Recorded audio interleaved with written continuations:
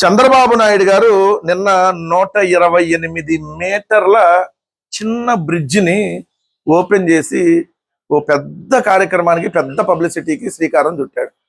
చంద్రబాబు నాయుడు గారు ఏం చేసినా అంతే, ఇంత దానికి ఇంత ఖర్చు పెడతాడు. సో ఇంతే, ఆడ పని ఇంతే జరిగింది. అది కూడా ఆయన హయాంలో జరిగింది చాలా తక్కువ ఉంటుంది.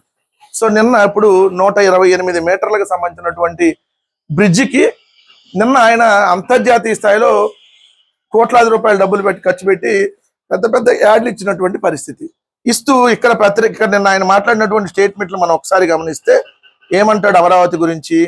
మొదటి మెట్టు ఎక్కేశాం, ఇక ఆపటం ఎవడి తరమో కాదు. సీడ్ యాక్సిస్ రోడ్డుపై మంత్రులు మనోహరు నారాయణలతో చంద్రబాబు అని ఒక ఫోటో దిగి ఆ ఫోటోని పేపర్లో వేశారు.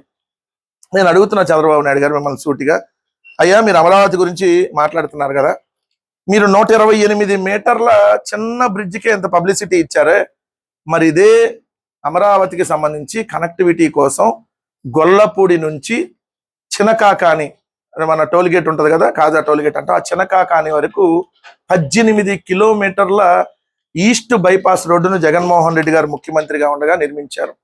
ఆయనే స్టార్ట్ చేసి ఆయనే పూర్తి చేశాడు. 2021లో స్టార్ట్ చేసి 2024 కల్లా దానిలో 3 కిలోమీటర్ల మేర కృష్ణా నదిపై ఐకానిక్ బ్రిడ్జిని కూడా జగన్మోహన్ రెడ్డి గారు ఉన్నప్పుడే నిర్మించారు. 3 కిలోమీటర్ల బ్రిడ్జి, ఐకానిక్ బ్రిడ్జి. 3 కిలోమీటర్ల బ్రిడ్జి అక్కడ, మీరు చిన్న కాలువ మీద 128 మీటర్ల బ్రిడ్జి అక్కడ.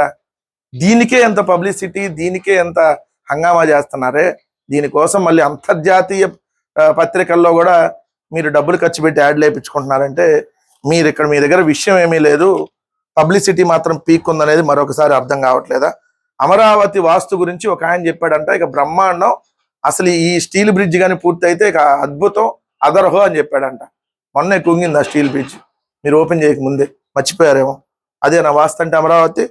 నవ్వులు పాలవటం మన ప్రతిసారి చంద్రబాబు నాయుడు గారికి అలవాటే. అమరావతి పేరు ఎన్ని ఎక్కువసార్లు ఎత్తి అంత పబ్లిసిటీ చేసుకుంటే అంత నవ్వులు పాలవుతారు చంద్రబాబు నాయుడు గారు అనేది మరోసారి స్పష్టం. 2 విధ్వంస పాలనలో అంట అమరావతిలో పవన్ రాకుండా ముళ్ళ కంచెలు వేసి వేధించారంట. ఎవరిని ముళ్ళ కంచెలు వేసి వేధించాం? మేము అధికారంలో ఉన్నప్పుడు ఏ ఒక్కరిని అమరావతి ప్రాంతంలో కాదు కదా ఎక్కడ మేము అడ్డుకోలేదు.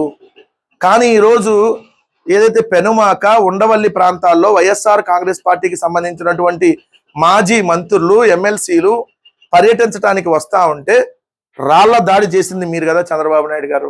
ఈ అమరావతి ప్రాంతంలో ఎవరు ఉండకూడదని చెప్పి హుకుం జారీ చేస్తుంది మీరు కదా. 50,000 మందికి ఇళ్ల పట్టాలు ఇస్తే ఆ ఇళ్ల పట్టాలని రద్దు చేసి వాళ్ళ ఇల్లు కట్టించకుండా వాళ్ళందరినీ ఇక్కడి నుంచి తరిమేసింది మీరు కదా. అదే విజయవాడ, గుంటూరు ప్రాంతం వాళ్ళని అమరావతి నుంచి తరిమేసింది మీరు కదా. 2 రామోజీరావు చెప్పాడు కాబట్టి అమరావతి అనే పేరుని పెట్టారంట. అక్కడ రామోజీరావు చెప్పాడని అమరావతిలో రాజధాని పెడతారు. రాధాకృష్ణ చెప్పాడని చెప్పి రాధాకృష్ణ యాక్టివ్ పవర్ ప్లాంట్ మునిగిపోకుండా ఉండడం కోసం విజయవాడను ముంచేస్తారు. ఏదైతే బాలకృష్ణ చెప్పాడు కాబట్టి బాలకృష్ణ అల్లుడు భరత్కి 5,000 కోట్ల రూపాయల భూములను గీతం విద్యా సంస్థలకు రాసిచ్చేస్తారు. నారా లోకేష్ చెప్పాడు కాబట్టి లుల్లు గాళ్లకు, ఉల్ఫా గాళ్లకు 99 పైసలకే విశాఖపట్నంలో 100 కోట్ల విలువైన భూములు ఇచ్చేస్తారు. అంతా మీ ఇష్టం. ఈడేం జరుగుతుంది అనేది మీరు చెప్పిన దాన్ని బట్టి అర్థమవుతుంది కదా. సో నిన్న తాత్కాలిక సీడ్ యాక్సిస్ రోడ్లో వెళ్ళి ఫోటోలు దిగేసి పెద్ద పెద్ద హంగామా చేశారు. విచిత్రం ఏంటంటే నిన్న సాయంత్రం ఎల్లో మీడియాలో ఈ అమరావతి మీద ఒక డిబేట్ లేదు. TV5లో 2 డిబేట్లు ఉంటాయి మామూలుగా, ఆంధ్రజ్యోతిలో 2 గంటలు ఉంటాయి. ఇదొక 2 గంటలు, అదొక 2 గంటలు, 4 గంటల డిబేట్లో ఈ TV5 ABNలో ఈ అమరావతి మీద డిబేట్ పెట్టలా.